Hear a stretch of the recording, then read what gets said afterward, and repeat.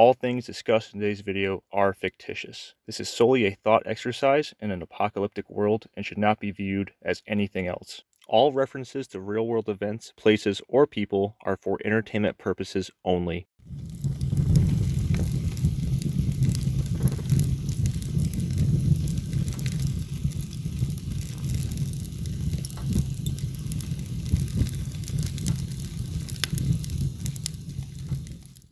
Gentlemen, there has been an attack on one of our local farms that contributes greatly to our food supply.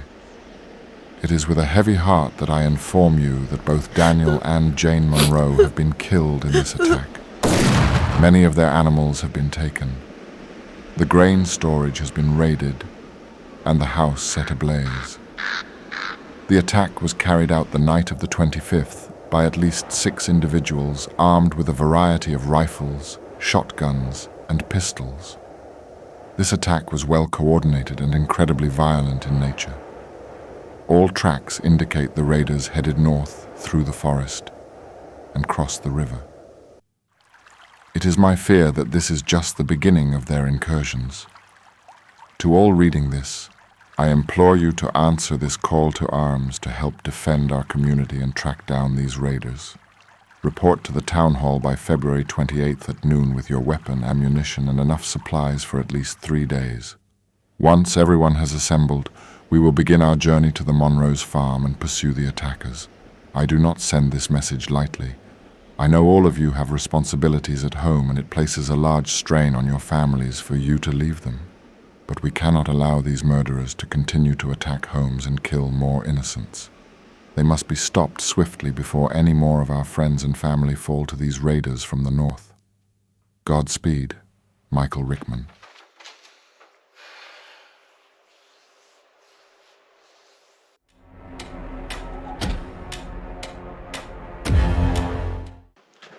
Okay guys, so that's the scenario. It's February 2029, so 5 years in the future. We have hostile forces attacking our community members, and we have to respond to this. So, what are we going to bring? Let's get into it.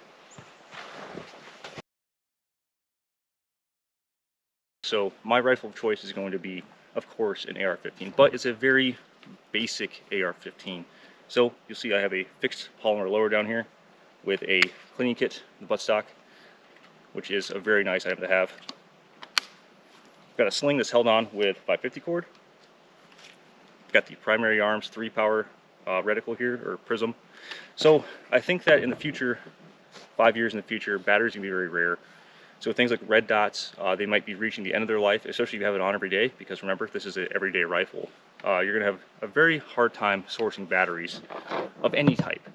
Remember, you're going to use batteries in flashlights, radios, all that stuff. So you might want to consider something like this for the future. Moving on, we've got an A2 handguard here. So I did originally have a rail on this, but again, once those batteries faded out, that light, that laser became completely irrelevant. So I just removed it, saved the weight, saved my hands a little bit of a trouble, and put the A2 handguard back on. So front sight post is a flip-up Knights that is just on a, I think, primary weapon systems, Picatinny gas block, and a CAC Industries. I think this is a SAW flash hider. But don't get too hung up on the AR platform or the type. It just needs to be lightweight, reliable, and accurate. And make sure that your weapon works with a variety of ammo. You might not have access to your 77 grain match high pressured 5.56. Maybe all you have left is a 20 round mag of Tula that some guy threw you. Get a plan for things like that. So AR-15 alternatives in the future. Great one's an AK, but you know, the more I think about it, the less it really matters. As long as the guy shows up, he knows how to use it, he has a functional weapon and ammunition, that's going to matter way more than the platform, the name brands, any of that stuff. I don't care if you show up with a 30-30 and a bandolier of ammo. At least you have ammo, at least you have a functional rifle. That's far more important than any other crazy Gucci attachments. Alright, so Surefire Vampire, and I think this is a Hollow Sun laser, IR laser only. But it doesn't really matter because since they both take 123s, I just simply don't have them stocked, so these are no longer good. That's on me. I should have packed more, stored more batteries when I had a chance, but you can only store so many. So I think one of the first batteries to go is going to be the 123. So I know another popular point is going to be pistols. Now, In this scenario, I don't really see myself needing a handgun. I know that's probably heresy, but if I'm bringing a rifle and bandoliers of ammunition in a forest and field, I don't see a lot of purpose as far as a full-size 9mm handgun goes. Now, something small, like a P365 here, that can hold 12 rounds, might be a really good choice for this. So, small, light, compact, pretty much does everything you need in a sidearm. So another great choice is going to be a 22 pistol. Insert random 22 pistol here. This is just a Ruger. But the 22 pistol is going to be used to get food. You're going to be starving. You're going to have very little food on hand. So being able to shoot and hunt as you go, pop in a squirrel or a bird, this is going to be far more useful than this.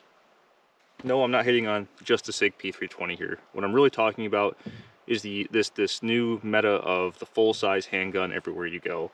I don't think when we have rifles, chest rigs of ammo, bandoliers, that we're going to want to carry around extra pounds of a full-size pistol with spare ammo for a very limited use case. Maybe some people out there are in very urban environments and this might be useful. Where I am, I just don't really see a whole lot of actual usefulness out of this. So when it comes to choosing a pistol, just think about what you're actually doing. Are you really trying to survive and you need to eat?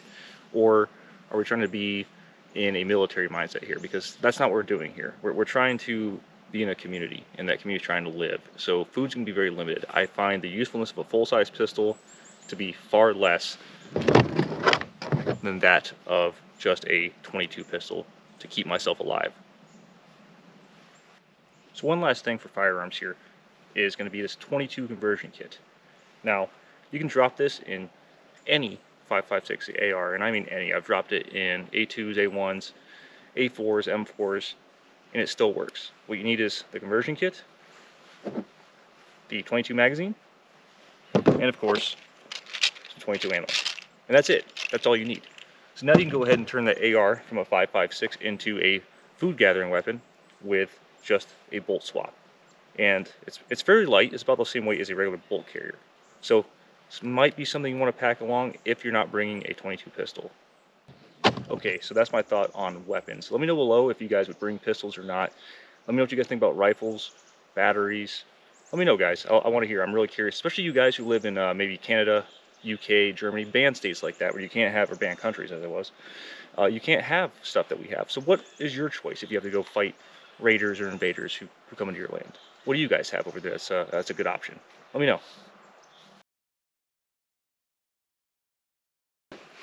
All right, moving on from rifles, we're going to go ahead and get into load-bearing equipment. And there's really going to be two trains of thought on this. There's going to be armored plate carriers, or there's going to be unarmored LBVs and chest rigs. So let's go over some of that. So my first thought when I came up with this scenario was body armor all the way, right? We're pursuing armed raiders. They're violent. We need to wear that armor for that protection. But then I started thinking about things logistically and environmental conditions, and I'm leaning more towards the LBV now. So remember, you may be physically fit right now, you may be a ranger, you may be airborne, all that stuff, but 5 years in the future, we have no medicine, we have no more food supplies, you might not be in the same shape that you're in right now. So trying to shed that weight and just to cover that terrain, because remember, we're going to the town hall, then we're going to the farm, and then we're going to pursue these guys through snow, through fields, through forests. That's going to be a very hard trek. So the LPV might be the way to go on this. Okay, so this is the Eagle Industries H harness. It's one of my favorite harnesses. It's been fantastic overall. I have a separate video coming out on this soon. So let's go ahead and work from one side to the other here. We have got a double magazine pouch here. We've got a grenade pouch up top here with a compass. We've got a currently empty general purpose pouch. Shove whatever you need in there. We've got a canteen and a canteen pouch. We've got a waist pack here that has a poncho inside. We've got a shovel in a IFAK pouch that I actually cut the bottom out on so I can put the shovel through. I've got an IFAK with trauma shears. I've got another double magazine pouch. Okay, so on my chest here I have 4 magazines. Now, what if I need more? Well, I would just happen to bring a bandolier with 6 mags, put this over a shoulder, throw this in a pack, 6 more mags on tap. So another thing to consider is if you have friends who are going to meet up with you, which you should, it's a community, right? Maybe they don't have any ammo left. Well, bring bandolier for them. We're gonna have to share in this community. That's the only way we're gonna make it, guys. Remember, 5 years is a long time. A lot of ammo could have been expended. Guys don't prep like us. They don't plan like us. That's why we do what we do. Okay, I think that the last topic for this part of the video is going to be on my pack. So my choice of pack is going to be the USMC ILB. So I've used the ILB since 2008, and it's an absolutely great pack. It's tough as nails, and it has plenty of room for everything that I realistically need. But I have actually put some expansion on this one. So I've put a large sustainment pouch on both sides, and I've put a couple of smaller utility pouches inside here just for quick access without having to go ahead, dive into the bag, and I can grab little stuff out. It's also got a lid here that has a large zipper, full access to that. It's got some built-in canteen pouches right here. And it's got pretty much all the buckles that you need, but a lot of those buckles are designed for the assault pack that actually clips on and attaches to this pack. Again, I have another full video on this coming out very soon, but this is going to be my pack of choice for this expedition. Okay guys, so this is going to go ahead and conclude part 1. Part 2 is going to delve more into my pack, sustainment load, and really some philosophies and things that people have brought to my attention that I never really thought about before. And that's what this exercise is all about, is making you think outside the box and look into that future. We don't look very far. See what's actually going to work. Be realistic. See what you guys have left. So if you guys like this, go ahead, like this, share it, let more people see this, and enjoy this thought exercise, because it's been a great time for me. See you guys next time.